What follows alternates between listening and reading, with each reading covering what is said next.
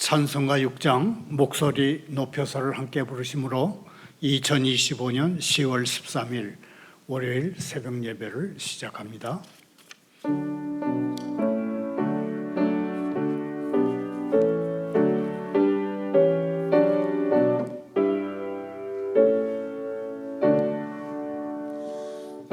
목소리 높여서 주 찬양하여라. 영광과 권세와 존귀와 위엄을 온누리 다스리시는 만왕의 왕께 돌려라.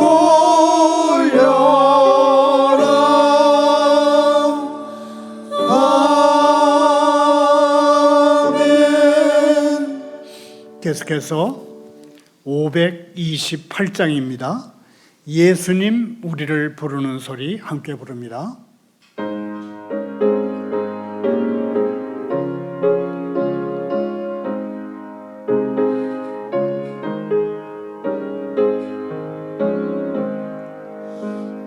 예수님 우리를 부르는 소리 그 음성 부드러워 문 앞에 나와서 사면을 보며 우리를 기다리네. 오라 방황치 말고 오라. 죄 있는 이들아 이리로 오라. 주 예수 앞에 오라. 간절히 오라고 부르실 때에 우리는 지체하랴. 주님의 은혜를 왜 아니 받고 못 들은 채 하려나. 오라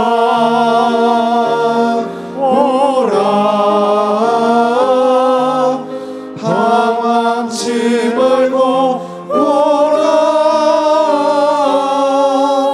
죄 있는 이들아 이리로 오라. 주 예수 앞에 오라.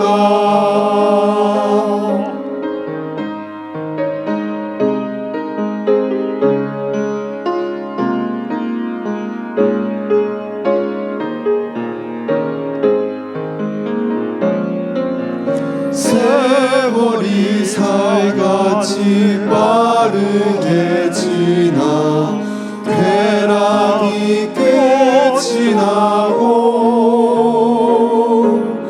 사망의 그늘이 너와 내 앞에 뚫리며 가리우네.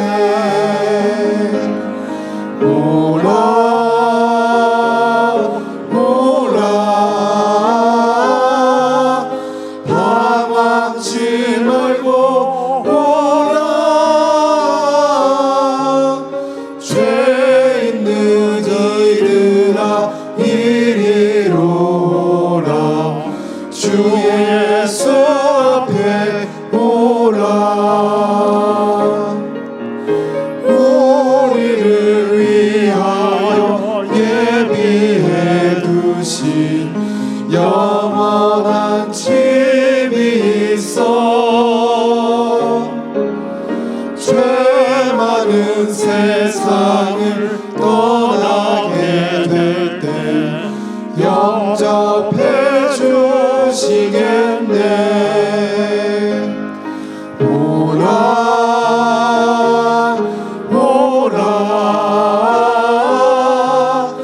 방황치 말고 오라.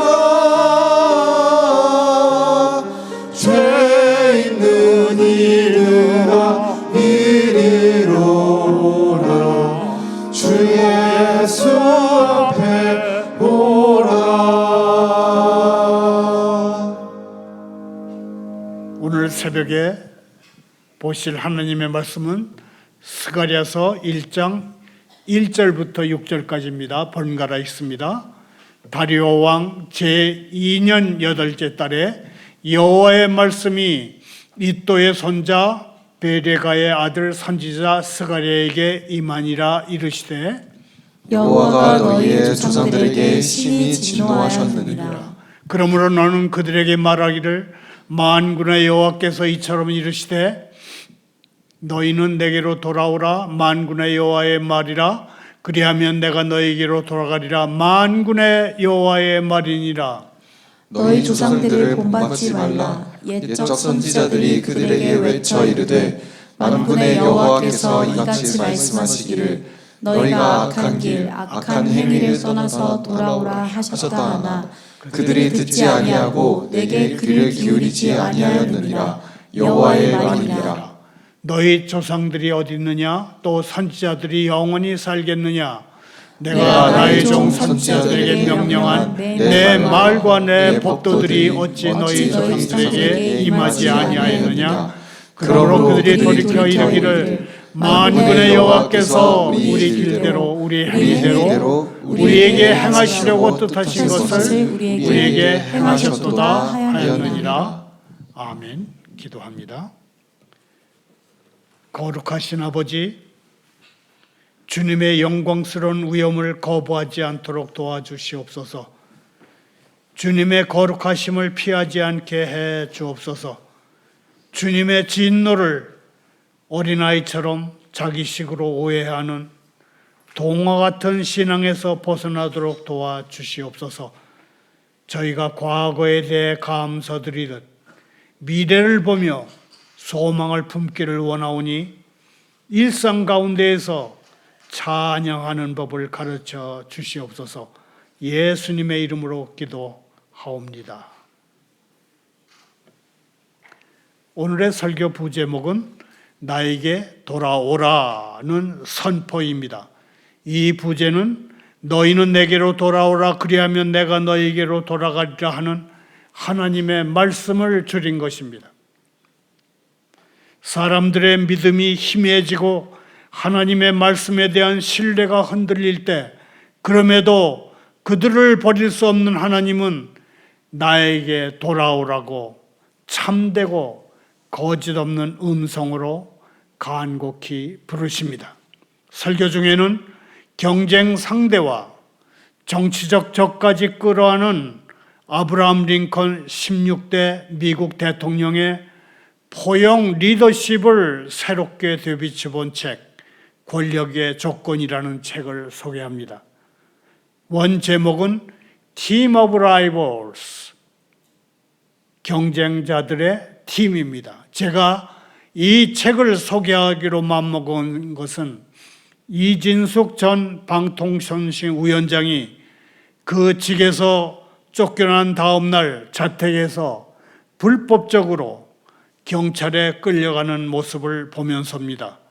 우리나라에서는 언제쯤 정치적 보복의 악순환을 끌어낼 수 있을까 하면서 이 책을 생각했습니다.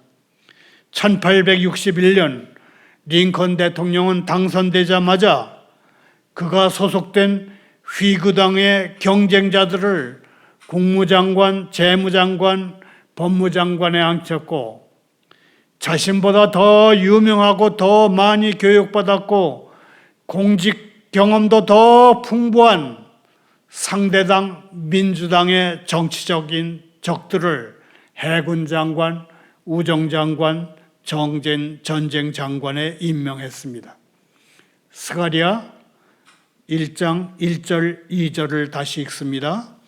다리오 왕 제2년 8째 달에 여호와의 말씀이 이또의 손자 베레가의 아들 선지자 스가랴에게 임하니라 이르시되 여호와가 너희 조상들에게 심히 진노하였느니라. 스가랴 선지자는 이스라엘이 페르시아의 속국이던 주전 520년께 하나님의 부르심을 받았습니다. 당시 페르시아의 정치 정세는 잠시 혼란한 소용돌이를 겪고 있었고, 유다 사람들은 페르시아의 정치 정세가 혼란을 한 틈을 타서 예루살렘으로 돌아올 수 있었습니다. 그러나 예루살렘으로 돌아오긴 했지만 그들이 추구한 평온한 삶과 메시아 왕국의 도래는 전혀 현실성이 없는 것으로 여겨졌습니다. 귀향민들이 기대했던 것은 왜 메시아 왕국이 도래하기 전에 이스라엘을 괴롭힌 세상 모든 나라들이 하나님의 심판을 받아 멸망하는 것이었습니다. 귀향민들의 이러한 기대는 이스라엘의 선지자들이 한결같이 선포한 메시지가 형성한 것입니다. 다시 말하자면 귀향민들의 이러한 기대는 선지자들의 계속된 희망 고문에 따른 결과였습니다. 그동안 선지자들은 바벨론에 끌려간 주님의 백성들이 본국으로 돌아오는 제2의 출애굽을 경험하게 될 것이다. 그리고 그 후에 메시아가 시온에 오셔서 자기 백성을 회복하고 새 나라를 건설해 나가실 것이라고 예언을 했습니다. 그런데 신약민들이 선지자들의 그런 약속을 믿고 예루살렘으로 돌아온 지도 벌써 20년이 지났습니다. 그러나 아직도 메시아 왕국은 도래하지 않았고, 바벨론의 다리우스 왕이 권좌에 오른 후에는 모든 반역이 진압됐고 세상은 다시 평온한 상태로 잦아드는 것 같았습니다. 그러자 귀향민들은 초조해졌고, 심지어는 하나님의 말씀도 못 믿겠다는 그런 생각을 가지는 사람들까지 생겨났습니다. 그때 귀향민들은 기다려야 했습니다. 잠잠히 여호와를 바라보며 메시아의 때를 기다려야 했는데 그들은 그러지 않았습니다. 스가랴 선지자 시대의 유대 사람들은 오늘날 우리에게 귀중한 반면 교사의 역할을 한다고 말할 수 있습니다. 유다 사람들이 그랬던 것처럼 때로 기다림은 우리를 지치게 하며 심지어는 우리를 절망의 늪에 빠뜨립니다. 시간이 사랑을 시험하는 가장 좋은 방법이다, 그런 얘기가 있습니다. 상대가 나를 사랑하는지 안 사랑하는지는 시간을 놓고 보면 알 수 있다, 그런 뜻입니다. 믿음을 떠보는 방법 역시 시간일 것입니다. 지연되는 하나님의 약속에 좌절되는 마음을 끌어안고 끝까지 하나님의 약속을 믿고 의지하는 것이야말로 가장 고귀하고 놀라운 믿음이 아닐까, 우리는 그렇게 생각해야 합니다. 오늘의 성경 본문은 겉으로 보이는 신앙보다 하나님의 관계를 정상적인 상태로 되돌리라고 재촉합니다. 하나님은 겉으로 드러나는 경건의 모습보다 삶의 중심이 하나님께 향하는 회개, 뉘우침을 원하십니다. 당시 유다 백성은 바빌론 포로에서 돌아와서 예루살렘 성전을 다시 짓고 있었습니다. 눈에 보이는 성전은 재건되고 있었지만 그들의 마음은 하나님과 멀어진 상태였습니다. 사람들의 믿음의 색깔이 바래고 사람들이 하나님 말씀을 믿고 따르지 못하게 된 상황에서 스가랴 선지자가 제일 먼저 던진 메시지는 과거를 되돌아보라 하는 것이었습니다. 스가랴 선지자는 하나님에게서 마음이 멀어져 있는 유다 백성들에게 지난날 조상들이 실패했을 때 하나님이 진노하셨던 사실을 다시 한번 생각하게 했습니다. 진노하셨다는 것은 하나님의 거룩한 분노가 폭발적으로 솟구친 것을 의미합니다. 그들의 선조가 끊임없이 하나님의 말씀을 거슬렀을 때 하나님이 크게 화내셨던 과거를 기억하라 하는 그런 말씀입니다. 진노하셨다 그러면 very angry, wrath, 진노하셨다 그러면 이스라엘 역사에서 두 번의 큰 사건을 떠올릴 수 있습니다. 한 번은 제사장 나답과 아비후를 심판하실 때입니다. 대제사장의 아들이면서 그들 또한 제사장들인 나답과 아비후가 이스라엘 장로 70명과 함께 하나님을 대면하라고 시내산에 올라갔을 때입니다. 나답과 아비후가 율법을 어기고 다른 타다 남은 불을 이용해서 향을 피우려다가 하나님의 진노를 받아 그 자리에서 죽은 사건입니다. 또 한 번은 모세의 사촌인 고라가 250명의 지휘관들과 함께 모세와 아론의 지도력에 반발해서 반기를 들었을 때입니다. 그때도 하나님은 진노하셨습니다.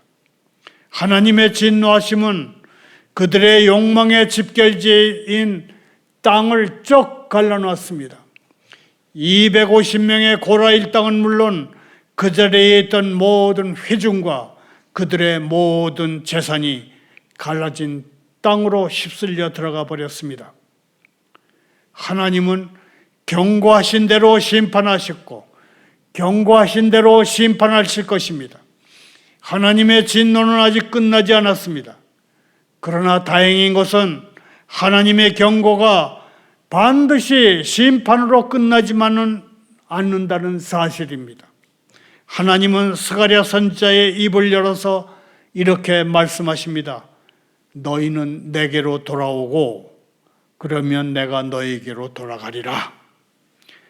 하나님은 돌이키는 사람, 회개하는 사람에게 틀림없이 꼭 돌아오신다고 약속하셨습니다. 회개는 단지 눈물을 흘리며 지난 날을 후회하는 감정이 아닙니다. 회개는 인생의 행로를 바꾸는 그 첫 길입니다. 회개는 결단입니다. 내가 나 자신의 삶을 마음대로 경영할 수 있다는 추측과 나 자신이 나의 신이 될 수 있다는 추정이 틀렸음을 스스로 판결하는 것이 회개입니다. 하나님이 내 마음속에 들어오실 수 없는 이유는 아직 온전한 회개에 이르지 못했기 때문입니다. 죄를 범한 후에 지나친 변명을 하는 것보다 진실한 참회의 눈물을 흘리는 것이 더 낫습니다. 회개는 과거의 잘못된 행동에 대한 마음속에서 우러나오는 슬픔이며 우리의 온 힘을 다해 하나님의 법을 따르기로 한 성실한 결심이고 노력입니다. 자막을 따라 함께 읽으면서 정리하겠습니다. 회개는 과거의 잘못된 행동에 대한 마음속에서 우러나오는 슬픔이며 과거의 잘못된 행동에 대한 마음속에서 우러나오는 슬픔이며 우리의 온 힘을 다해 하나님의 법을 따르기로 하는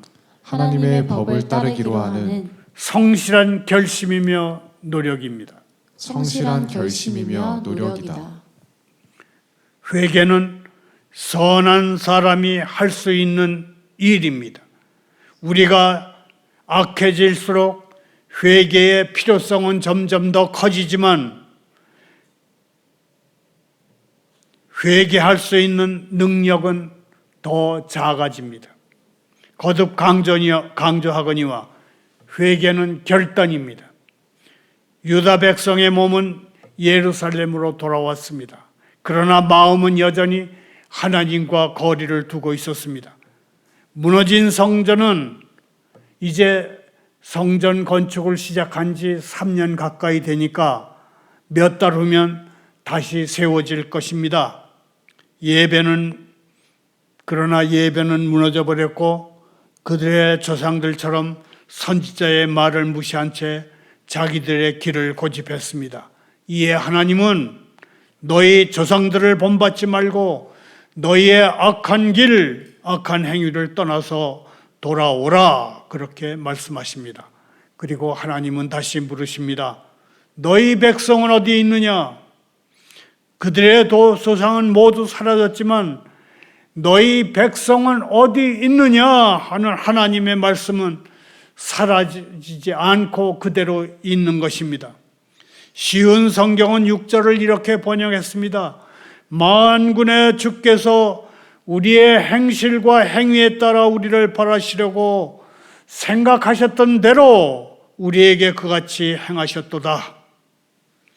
오늘의 성경 본문은 바로 오늘, just now, 우리를 향한 하나님의 부르심이며 죄와 사망에서 우리를 구하시겠다는 하나님의 초청입니다. 회개는 눈에 보이는 종교 행위가 아닙니다. 진정한 회개는 무너진 예배가 다시 세워지고 우리의 삶에 하나님의 주권이 온전히 회복되는 것입니다.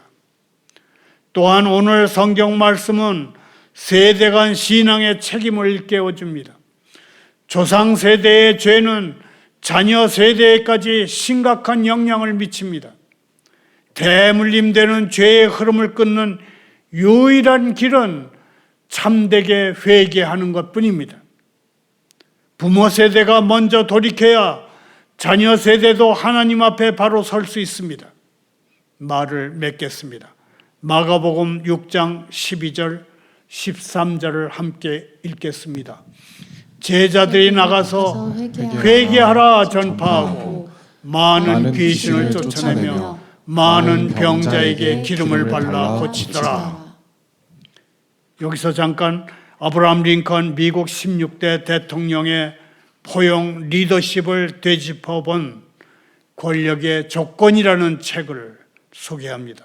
원 제목은 Team of Rivals, 라이벌들의 팀입니다. 제가 이 책을 소개하기로 마음먹은 것은 이진숙 전 방통위원장이 그 직에서 쫓겨난 다음 날 자택에서 추석을 눈앞에 둔 날 자택에서 불법적으로 경찰에 끌려가는 모습을 보면서입니다. 우리나라는 언제 야만적이고 불법적인 정치적 보복의 악순환을 끊어낼 수 있을까 마음으로 걱정하면서 이 책을 봤습니다. 1865년 링컨 대통령은 취임하자마자 당내 경쟁자들을 국무장관, 재무장관, 법무장관에 앉혔고 자신보다 더 유명하고 더 많이 교육받고 공직 경험도 더 풍부한 정적 민주당 소속의 정적들을 해군 장관, 우정 장관, 전쟁 장관에 임명했습니다. 그리고 한국 새우에서 고래로라는 책을 쓴 국제 정치학자 라몬 파루도 교수도 한 국내 신문과의 대담에서 한국의 극단적인 정치적 극단주의와 사회 분열을 막는 방법으로 대화 그리고 존중의 포용적 리더십을 제시했습니다. 대통령이 대화할 수 있고 대통령이 상대방을 끌어안을 수 있는 그런 자세만 가지면 이 모든 야만적인 행태는 없어질 것이다. 그런 얘기로 저는 들었습니다. 다시 성경으로 돌아옵니다. 마가복음 6장 12절 13절을 현대인의 성경 번역으로 읽으면 이렇습니다. 그래서 제자들은 나가서 회개하라고 전도하며 많은 귀신을 쫓아내고 여러 병자에게 기름을 발라 고쳐주었다. 예수님은 파송하셨고 12사도는 나갔습니다. 12제자는 이스라엘과 주변 지역으로 흩어졌습니다. 동료 유대인들을 찾을 수 있는 곳이라면 어디든지 갔습니다. 그리고 여러 달 동안 예수님의 사역을 본받아 회개하라고 외쳤습니다. 회개란 그저 죄를 안타까워하는 감정이 아닙니다. 회개란 잘못된 방향을 틀어서 바른 방향으로 삶을 바꾸겠다는 의지적이고 근본적인 결단입니다. 하나님이 맡기신 일을 잘 감당하려면 회개라고 하는 준비 절차를 거쳐야 합니다. 우리는 12사도가 보여준 사역의 모본에서 3가지 배울 점을 찾을 수 있다고 생각합니다. 첫째, 단순하게 살고 아무것도 염려하지 말라는 것입니다. 무슨 일을 하든 효율적으로 사역하고 신실한 증인이 되고 싶다면 단순해져야 할 필요가 있다, 그런 얘기입니다. 회개를 통해서 철저하게 자기 검증을 거친 사람은 가진 것이 너무 많은 것은 아닌지, 딱 필요한 것만 지금 가지고 있는지 자기를 되돌아봅니다. 둘째, 있어야 할 곳에 있고 떠나야 할 때 떠나라는 것입니다. 예수 그리스도와 복음의 신실한 증인이 되려면 어려움을 참고 견뎌내야 할 때도 있습니다. 그러나 계속 거기에 머무르는 것이 옳지도 않고 최선인도 아니라고 생각되면 그때는 품위 있게 위험을 잃지 않고 떠나는 것이 회개를 통해서 자기 검증을 마친 사람의 태도입니다. 셋째로 진실을 말하는 것입니다. 사역에서 잘된 것이 있다면 우리의 잦은 실수에도 불구하고 하나님이 하신 일이라는 사실을 인정할 필요가 있다, 그런 얘기입니다. 그럼에도 하나님은 그분의 부르심에 네, 주님, 저를 보내소서라고 응답한 사람들과 승리를 나누시게 될 것입니다. 우리는 하나님의 진노하심을 오해하지 말아야 합니다. 하나님의 진노는 그분의 거룩한 사랑이 거절당할 때 나타나는 공의, righteousness, 공의의 반응입니다.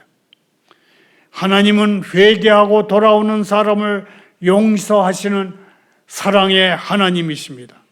너희는 내게로 돌아오라, 그리하면 내가 너에게로 돌아가리라고 말씀하십니다. 내 삶의 예배가 살아있는지 돌아보십시다.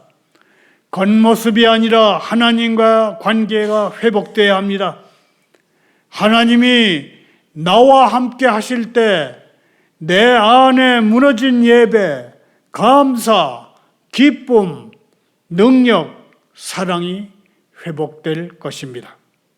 다시 한번 진실하게 회개함으로 내 삶에 무너진 예배를 회복시키시는 하나님의 일하심을 경험하며 사는 복된 하루, 새로운 한 주간이 되기를 소원합니다.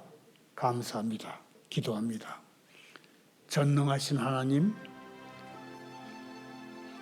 침묵의 광야 같은 이 시간 저희는 기대하며 귀 기울이나이다. 저희의 게으르고 억압된 감정으로 얼룩진 영혼을 깨끗하게 하시고 메시아를 향해 깨어있는 기다림을 통해서 저희의 영혼을 훈련시켜 주옵소서. 주님의 분노를 저희 위에 부으시옵소서. 원수를 사랑하는 법을 가르쳐 주옵소서. 미워하는 사람에게 선을 베풀고 저주하는 사람을 축복하며 욕하는 사람을 위해 기도하고 예수 그리스도의 본을 좇아 아버지처럼 자비를 베풀며 사는 법을 가르쳐 주옵소서. 풍성한 추수의 계절에 오히려 외로움과 그리움에 몸을 떠는 독거인, 탈북민, 실향민, 이주민들의 마음을 위로해 주시옵소서. 예수님의 이름으로 기도하옵니다.